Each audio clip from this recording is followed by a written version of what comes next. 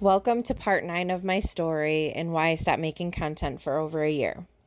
I'm sorry it's been a few days since I've released any videos, either in this part of my story or just my regular content videos that I upload. Work's been crazy, so I just haven't had any time to upload any videos, and I don't have any backup videos that I usually have in my drafts. I've used them all, so anyway, where we last left off, I was in ER. They had taken me for a CAT scan, kind of confirmed that I had a pretty bad pneumonia. At this point, they did say I was going to be admitted, but they didn't have any rooms available, so I had to wait in ER. But they did move me to a different room, kind of like a different holding area, while my room was, or while I was waiting for a room to become available. So this was like, again, it was all night, all through the night, around I think about 4 or 5 o'clock in the morning. I finally send my husband home because, there's really nothing he can do at this point. I want him to go get some sleep, and he needed to go to work the next day to take care of some things so he could come back and stay with me at the hospital.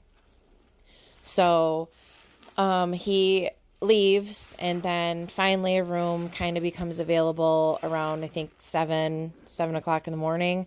So they take me to the room. At this point, they did start me on IV antibiotics, and someone from the respiration team came up to give me a breathing treatment as well. After the breathing treatment, I did not feel good at all, which they assured me that's just how it goes. It kind of, just makes things a lot worse before it makes anything better.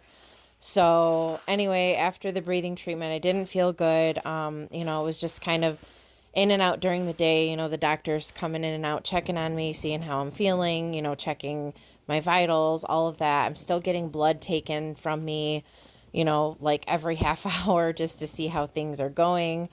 And my husband does finally come back and stays the whole rest of the day with me. And then I finally send him home, I think like 9:30 at night. And then around 10 o'clock, things get bad for me. All of a sudden, I can't breathe again. It's like really, really hard. And it was after I had a breathing treatment, a second breathing treatment. It just got so much worse. And this time, I couldn't catch my breath. I couldn't control anything. I couldn't control the respirations. It was horrible. I'm like clicking, calling, trying to get someone to come in the room because I'm not able to breathe. I have the nose cannula on. I also have like a face mask of oxygen, just trying to catch my breath, and I can't at all. So I'm getting scared. Nobody's coming in my room. At this hospital, they also have a button where you can call the virtual nurse. I'm trying to get a hold of someone, anybody, to come in here because I feel like I'm about to pass out because I cannot breathe. The virtual nurse is calling, the nurse on the floor. Nobody's coming in my room, and I texted my husband, like, you need to come up here because I am so afraid that I might die because I cannot breathe. I cannot catch my breath, and nobody is coming in the room. I don't know what to do at this point. So finally, someone does come in. It was like a nursing assistant. He just kind of sat there with me until the RN could come in, and he was worried. He kept going out, checking, and said, hey, you really need to come in here. Something is wrong. Finally, the nurse does come in, and it was not her fault. She was not ignoring me. She was admitting another patient, and she was the only RN on the floor at the time. It was kind of during a shift switch and lunches and breaks and all of that. So she was the only RN available at that time.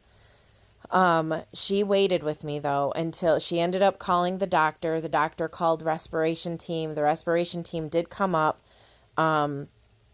They were wanting to intubate me because, like, everything was elevated at this point, and I was pretty close to becoming unconscious.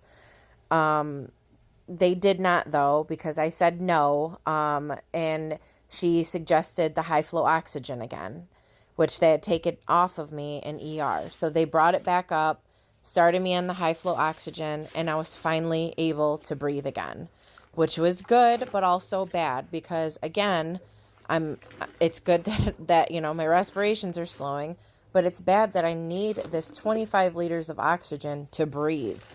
So at this point, it's the middle of the night, so we got to wait. We have to wait until the morning until, the doctor can round and see what's happening. But, I'm actually able to breathe. I end up finally sending my husband home again. But I'm on this high flow oxygen, 25 liters all the time now. So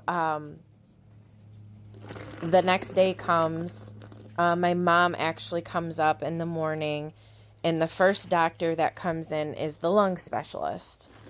And immediately he says, I don't think she has pneumonia. And my mom and my sister, who's also a nurse, were just like, what? I'm still kind of in a state of shock as to what is happening to me. So I don't really have an opinion. But he said, I'm going to show you her images because they're both nurses. So they agreed. And I said, yeah, it was fine.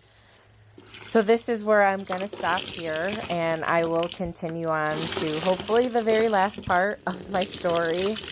I just want to thank you all again for listening and for watching my content, and I appreciate all of your guys' well wishes and all of the nice things that you've had to say about everything that I've said so far.